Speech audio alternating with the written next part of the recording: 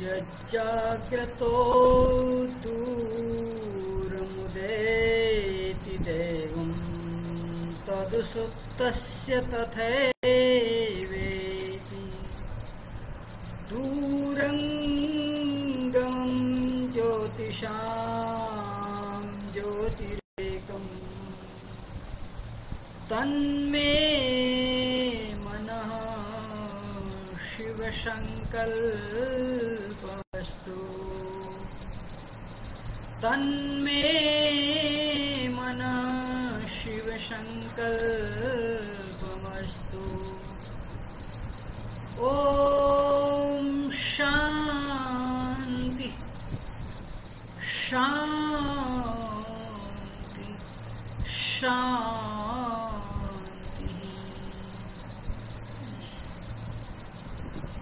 आज का विषय है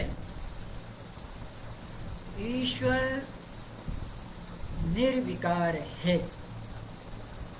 शब्दों पर जरा ध्यान दीजिएगा। इससे पहले एक शब्द आया था, ईश्वर निराकार है। एक शब्द ये आया था, ईश्वर निराकार है। और आज जो शब्द है वह ईश्वर निर्विकार है। निराकार और निर्विकार, इन दोनों का अंतर समझें।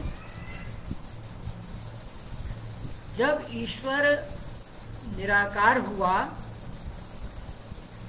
तभी वो निर्विकार भी हो सकता है। आप देख रहे हैं, आप शब्दों के अंदर कितना रहस्य भरा होता है। अगर आप ईश्वर को साकार मानेंगे तो ईश्वर विकार वाला हो जाएगा। और यहाँ क्या कहा कि ईश्वर निर्विकार है, ईश्वर में कोई विकार नहीं है। अब ये एक अनपढ़ से अनपढ़ व्यक्ति भी इस बात को समझ सकता है कि परमात्मा में विकार नहीं है। लेकिन यदि आपने परमात्मा को साकार कह दिया तो फिर परमात्मा में विकार आ जाएंगे, क्योंकि विकार हमेशा साकार वस्तुओं में ही होता है। यहाँ तक कि आत्मा में भी विकार नहीं है, क्योंकि आत्मा निर्विकार है स्वभाव से। और जो प्रत्यक्ष विकार आत्मा में दिखते हैं वो अविद्या के कारण है। आत्मा स्वभाव से शुद्ध और पवित्र है, निर्मल है। उसमें जो भी विकृतियां आ रही हैं वो अविद्या के कारण आ रही हैं। तो इस बात पर आप विचार कीजिए कि परमेश्वर को यदि आप साकार मानेंगे तो विकार भी मानना पड़ेगा,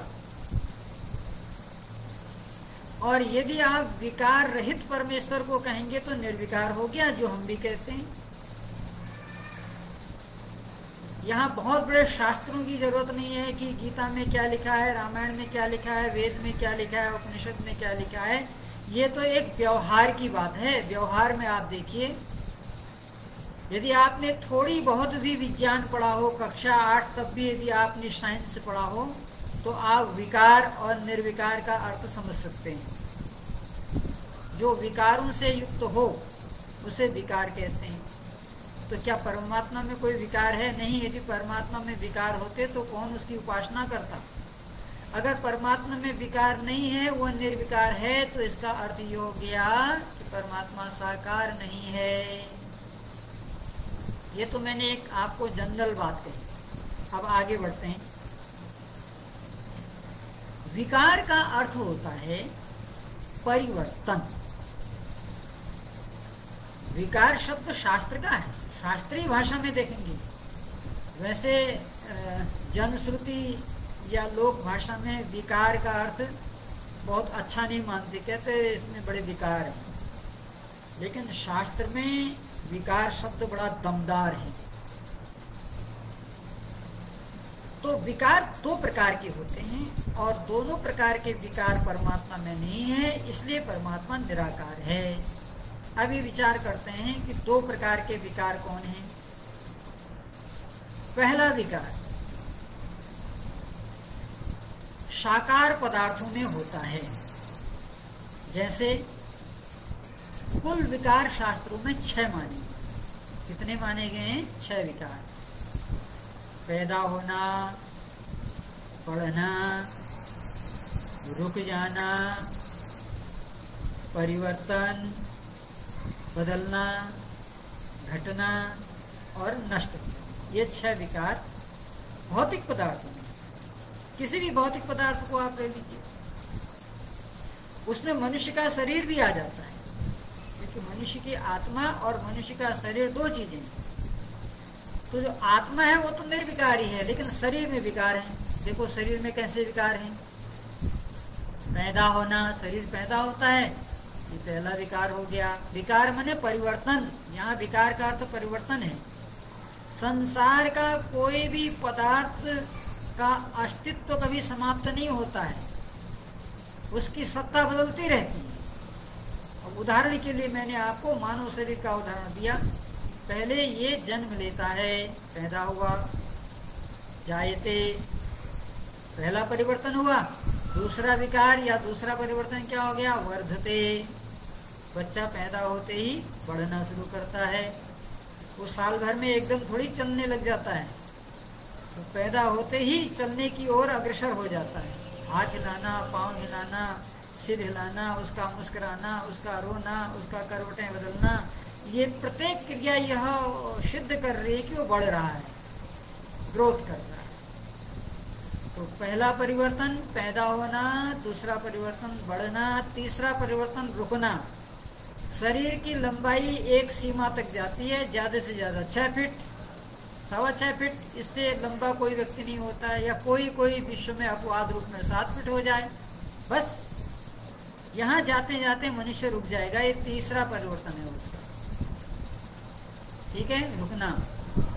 अब चौथा विकार क्या हो जाएगा? परिवर्तन।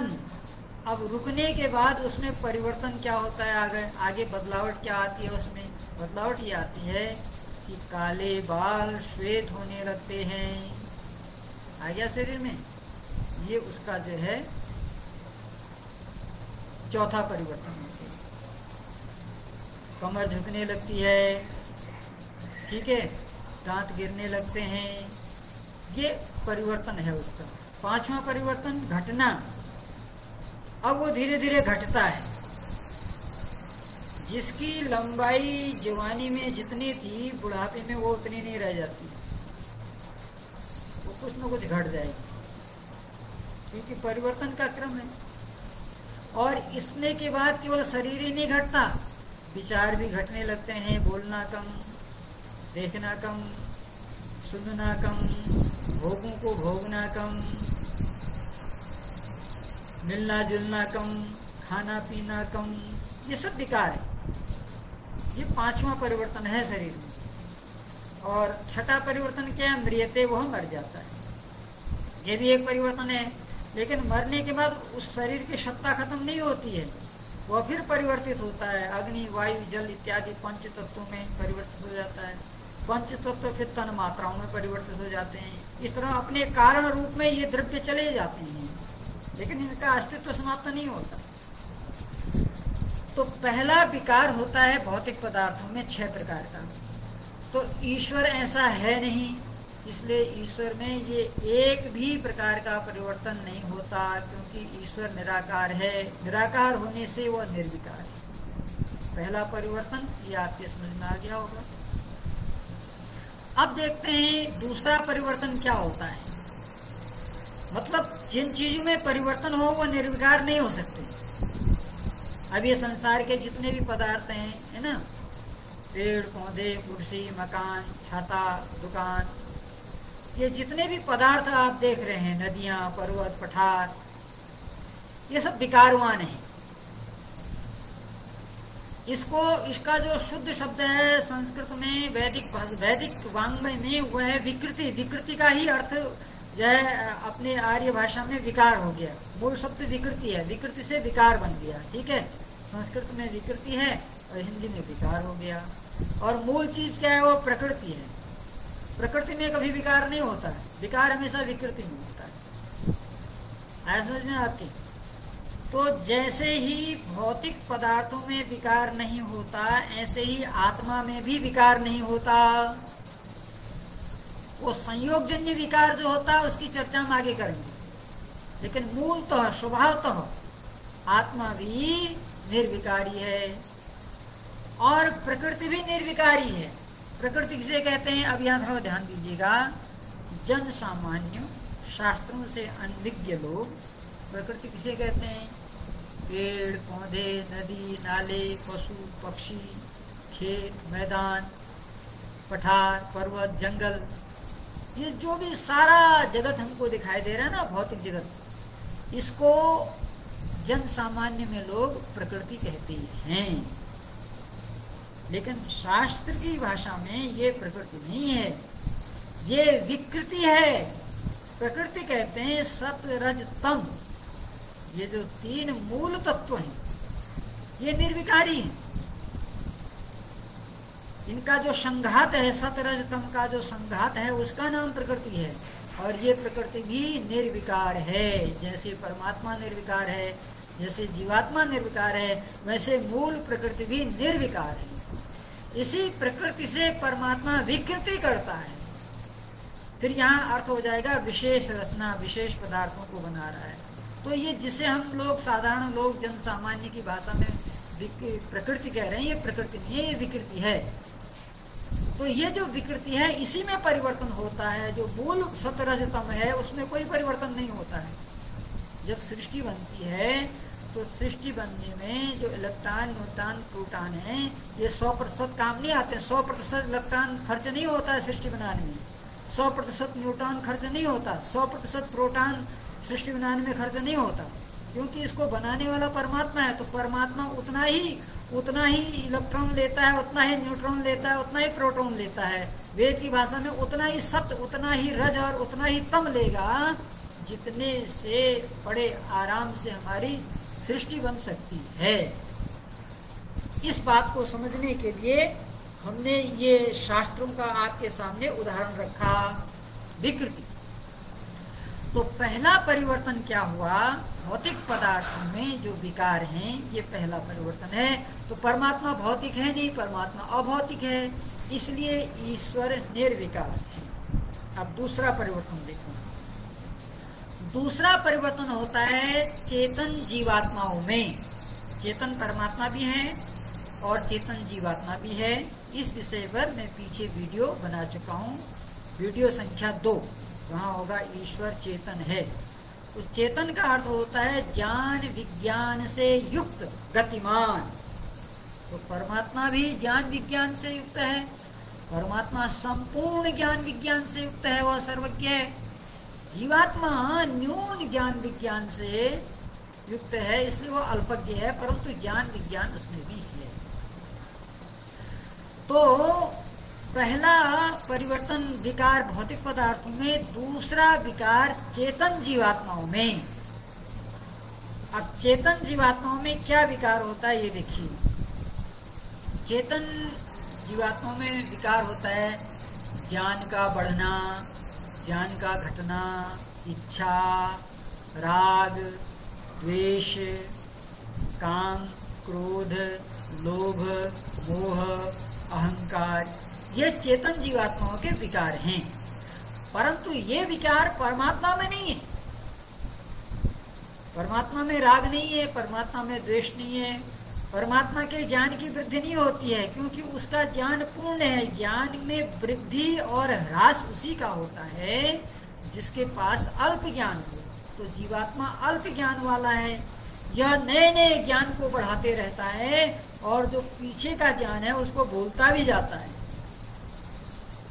यह है जीवात्मा की स्थिति, लेकिन परमात्मा की स्थिति ऐसी नहीं है। तो ये दूसरा विकार चेतन जीवात्माओं में आपने देखा किस प्रकार से हो रहा है। अब उदाहरण के लिए कैसे ये परिवर्तन होता है विकारों का, इसको देखें आप।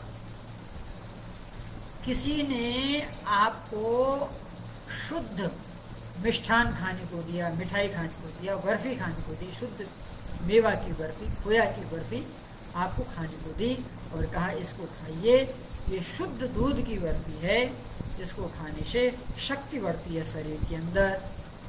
तो आपके अंदर ये ज्ञान आ गया, बाहर से आया, इंद्रियों के द्वारा आया, लोगों ने आपको दिया, आपके इंद्रियों ने उस ज्ञान को ग्रहण किया, आप उस मिठाई को खाने लगे। लेकिन किसी ने आके आपसे कह दिया कि सावधान, ये जो शुद्ध मेवा की, शुद्ध खोवे की मिठाई आप खा रहे हैं ना, इस मिठाई में विष मिला हुआ है। तो उसी समय क्या हो जाएगा, आपको आपका ज्ञान परिवर्तित हो जाएगा, आप उस मिठाई को नहीं खाएंगे और खाना भी नहीं चाहिए जब आपको पता लग गया कि इसमें विष भरा हुआ है। तो इससे क्या सिद्ध हो रहा है कि जीवात्मा के ज्ञान में वृद्धि और ह्रास होता रहता है। भूतकाल का बहुत सारा ज्ञान जीवात्मा भूल चुका होता है, वर्तमान में नया ज्ञान प्राप्त कर रहा होता है और भविष्य में फिर अपने ज्ञान की वृद्धि के लिए नया ज्ञान प्राप्त करता है। तो ये जो परिवर्तन है ये चेतन जीवात्माओं में होता है। राग किसे कहते हैं और द्वेष किसे कहते हैं? कोई वस्तु हमको अच्छी लगती है, उदाहरण के लिए आप बाजार में गए, बाजार में जा करके आपको ये अच्छा लगा, क्या वस्त्र, आपको कोई वस्त्र अच्छा लगा, तो आपने उस वस्त्र को देखा, आपके मन में आया इसको खरीदना नहीं चाहिए, खरीद लेना चाहिए, पैसे नहीं थे आपके पास, तो आप उसको मजबूरी में छोड़ाए, लेकिन आपका मन उसी में लगा हुआ था। जब आपका मन उसी में लगा हुआ था तो घर आके भी आपका उस वस्त्र के प्रति प्रेम पैदा हो रहा है और विचार आते आते आपने अंत में पैसे निकाल ही लिए और निकाल करके आप बाजार में गए, उस वस्त्र को आप खरीद रहे हैं, बार बार खरीदने की इच्छा प्रकट कर रहे हैं, इसे कहते हैं राग। फिर किसी ने आकर के कहा कि देखो ये जो वस्त्र आप पहन रहे हो ना, ये 100% कॉटन नहीं है, इसमें टेरिकॉट मिक्स है, नायलॉन मिक्स है इसमें। तो उसी क्षण क्या हो जाता है, आपको उससे घृणा हो जाती है और घृणा का ही नाम है द्वेष और प्रेम का नाम है राग। किसी वस्तु पर बार बार आकर्षित होना उसका नाम है राग, और अचानक उस वस्तु के प्रति घृणा पैदा हो जाना और फिर उसको बार बार दूर करना उसका नाम है द्वेष। तो ये जो राग और द्वेष का विकार है ये जीवात्माओं में तो होता है, लेकिन परमात्मा में इस प्रकार का कोई विकार नहीं होता है। इसलिए परमात्मा चेतन जीवात्माओं की अपेक्षा अधिक निर्विकार है। मूल रूप में प्रकृति भी निर्विकार है, ईश्वर भी निर्विकार है और जीवात्मा भी निर्विकार है। ईश्वर की निर्विकारता 100% सही है, ईश्वर 100% निर्विकार है। जीवात्मा मोक्ष में निर्विकार रहता है, जब उसकी मुक्ति हो जाती है, अविद्या उसकी छूट जाती है, तो मुक्त में जीवात्मा उसी तरह से निर्विकार है जैसे परमात्मा। लेकिन जब जीवात्मा शरीर से संयोग कर लेता है तो शरीर से संयोग कर लेने के कारण प्रकृति के पदार्थों में उसके राग और द्वेष होने लगते हैं, इच्छाएं होने लगती हैं, तो उससे उसमें चेतन जीवात्मा में विकार आने शुरू हो जाते हैं, है ना। शास्त्र की भाषा में कहते हैं ना, बाह्य विकार और अंतर विकार। जैसे आपके त्वचा में ये खुजली हो गई या कोई फुंसी हो गई आपके शरीर में, या कहीं पर जो है कोई दाग लग गया शरीर में, तो क्या कहते हैं ये बाह्य विकार है। आप डॉक्टर साहब के पास जाते हैं, डॉक्टर साहब ये देखिए हमारे को बड़ी खुजली हो रही है और एक फोड़ा फुंसी हो गई, मवाद निकल रहा है। डॉक्टर साहब ने चेक किया और चेक करने के बाद कहा घबराओ नहीं, ये बाह्य विकार है, यानी अंदर से इसका कोई लेना देना नहीं, ये बाह्य विकार हो गया। अब एक होता है आंतरिक विकार। तो आंतरिक विकार क्या होता है? आंतरिक विकार बड़ा सूक्ष्म, उस आंतरिक विकार को कोई बाहर का डॉक्टर या बाहर की लेबोरेटरी या बाहर के यंत्र उसको ठीक नहीं कर सकते। वो आंतरिक विकार ठीक होंगे ध्यान से, प्राणायाम से, सत्संग से, स्वाध्याय से, परोपकार से। तो आंतरिक विकास क्या है? अथर्ववेद में एक मंत्र आता है, उल्लू की आत्म शुशुलू की आत्म में मनुष्य, ये उल्लू की प्रवृत्ति छोड़ दे, भेड़िए की प्रवृत्ति छोड़ दे, कुत्ते की प्रवृत्ति छोड़ दे, चिड़ा की प्रवृत्ति छोड़ दे, है ना। तो ये अंतर विकार हैं। कौन से अंतर विकार? जैसे उल्लू की प्रवृत्ति क्या है? मोह ग्रसित है उल्लू, मोह से ग्रसित होकर के वो क्या करता है? अपने संतानों को सुखी करने के लिए दूसरों के संतानों को मारता है। रात में चिड़ियों के घोंसले में जाके उनके बच्चे मार देता है, उनके अंडे फोड़ देता है। तो ये मोहग्रस्त विकार है। ऐसे भेड़िया क्या होता है? भेड़िया बड़ा मुखार होता है, मुखार प्रकृति का होता है। तो इस प्रकार के जो अंतर विकार है, ये अंतर विकार परमात्मा में नहीं है। और जीवात्मा में कब आते हैं? जब जीवात्मा शरीर के साथ संयोग कर लेता है। और मूल प्रकृति में भी नहीं है, क्योंकि मूल प्रकृति क्या है? मूल प्रकृति है सत्य, रज और तम से मिश्रित। ठीक है। जब परमपिता परमात्मा अपनी ओम रश्मियों के द्वारा, विज्ञान की, वैदिक विज्ञान की दृष्टि में इसे ओम रश्मियां कहते हैं। महर्षि दयानंद महाराज ने सत्यार्थ प्रकाश में लिखा है, जब सृष्टि का समय आता है तो परमपिता परमात्मा उन सूक्ष्म परमाणुओं को इकट्ठा करता है। कैसे करता है? ऋतंच सत्यम, अपने तप और ज्ञान से, अपने ज्ञान और तप से वो प्रकृति पदार्थों में एक विशेष कंपन करता है, और उस कंपन से एक तत्व बनता है जिसे कहते हैं महत तत्व। महत माने बड़ा, और कहीं कहीं पे शास्त्र में इसको बुद्धि तत्व भी कहा जाता है। तो अब ये जो विकृति हुई, इसमें परिवर्तन हो रहा है। प्रकृति में कोई परिवर्तन नहीं है, प्रकृति निर्वय है। जैसे परमात्मा निर्वय है, जीवात्मा निर्वय है, वैसे ही मूल प्रकृति भी निर्वय है। अवय विकृति का है, अवय जीवात्मा के शरीर के साथ संयोग हो जाने से। अन्यथा परमात्मा भी निर्विकार है, जीवात्मा भी निर्विकार है, और मूल प्रकृति भी निर्विकार है। लेकिन जब प्रकृति में विकृति हो जाती है परमात्मा के ज्ञान और तप से, भौतिक पदार्थ जब बनने लगते हैं, तो इन भौतिक पदार्थों में जो विकार होते हैं वो मैंने आपको बताया 6 प्रकार के होते हैं। और वो जो 6 प्रकार के विकार हैं वो निरंतर बदलते रहते हैं। जन्म लेना, बढ़ना, रुकना, बदलना, घटना और नष्ट हो जाना, रूप इनका परिवर्तित होता रहता है।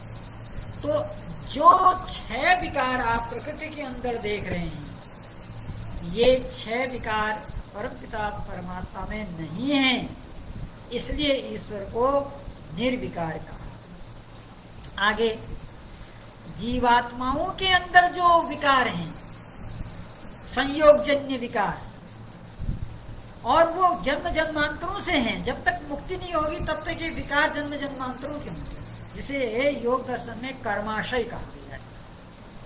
जब तक कर्माशय नष्ट नहीं होगा जीवात्मा का, तब तक उसे मुक्ति नहीं होगी।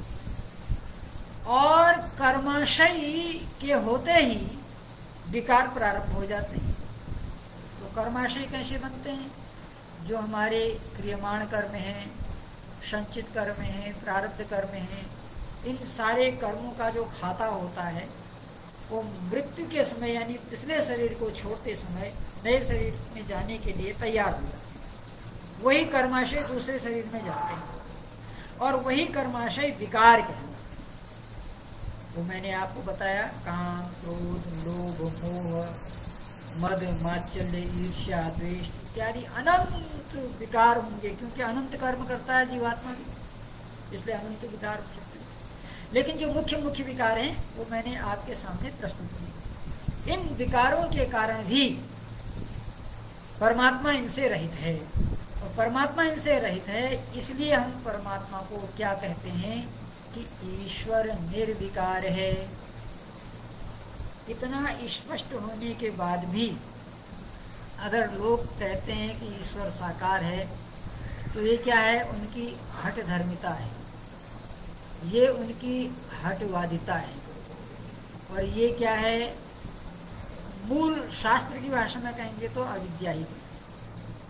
इसलिए ऋषि दयानंद कहते हैं ना कि अविद्या का नाश और विद्या की वृद्धि होनी चाहिए।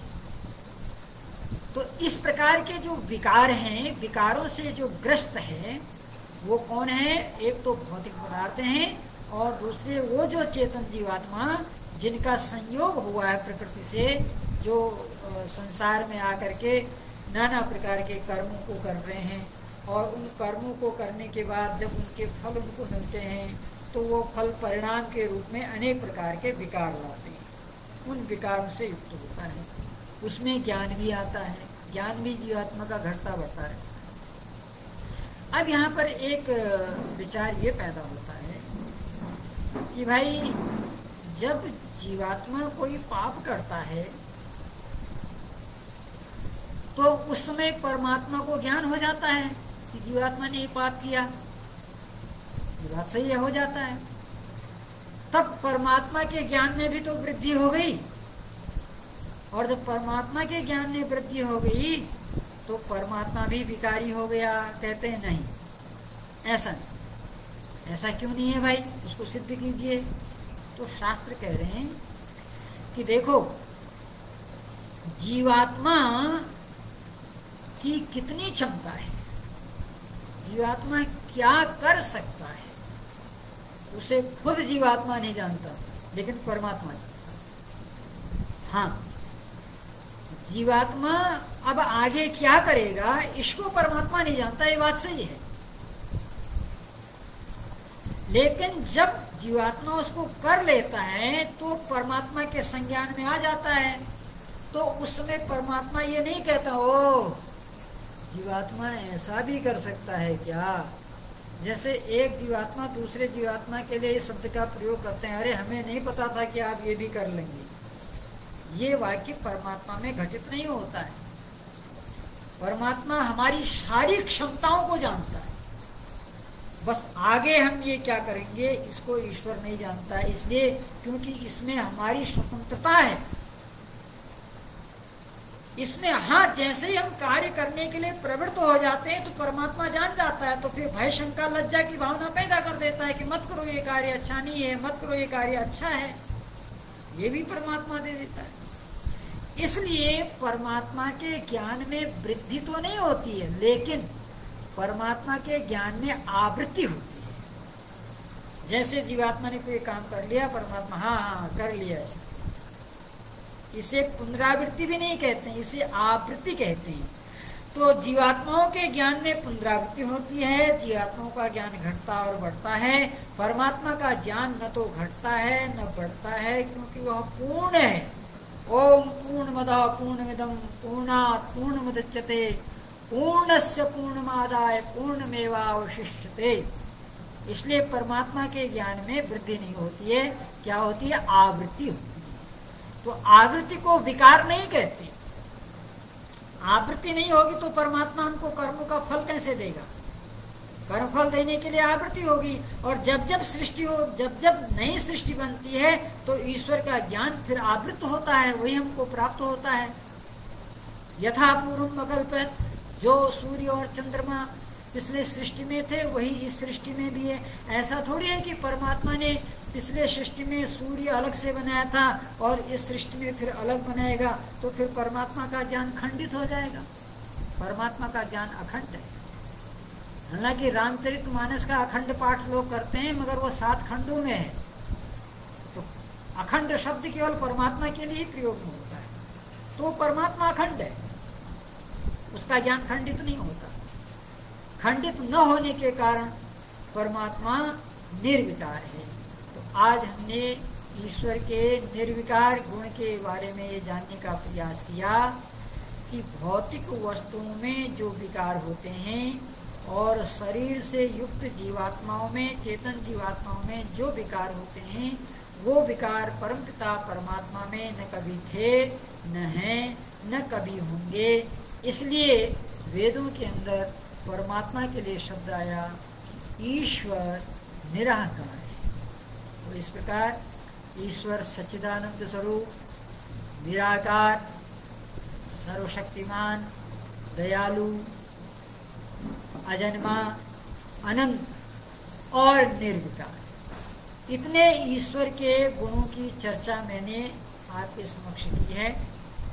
आने वाले कल में फिर हम ईश्वर के एक नए गुण की चर्चा करेंगे। और मैंने आपको कई बार इस चीज़ को बता दिया है कि भाई हम ये एक एक गुण की चर्चा क्यों कर रहे हैं।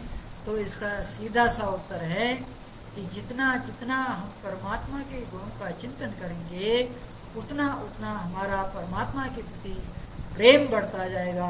और जितना जितना प्रभु के प्रति हमारा प्रेम बढ़ेगा उतनी हमारी अविद्या नष्ट होगी, विद्या की प्राप्ति होगी। या विद्या सा विमुक्ते, विद्या उसी को कहते हैं जिससे मुक्ति की प्राप्ति होती है। और मुक्ति की प्राप्त करना ही हमारे जीवन का मुख्य उद्देश्य है। हम सभी लोग मिलकर के अपने इस उद्देश्य की पूर्ति करें। इसके लिए हमें आवश्यक है कि हम अहरनिश प्रत्येक क्षण परमात्मा की सृष्टि का चिंतन करते रहें। और मैं इसको इन शब्दों में कहता हूँ कि जब आप अकेले में रहें तो परमात्मा से बात करें, और जब आप 2-3 लोगों के बीच में रहें तो परमात्मा की बात करें, और जब आप समाज में बहुसंख्यक लोगों के बीच में रहे वहाँ परमात्मा के बारे में लोगों को बताएं, तभी आपको लक्ष्य की प्राप्ति होगी। बहुत बहुत धन्यवाद। इत्योम शम सादर नमस्ते।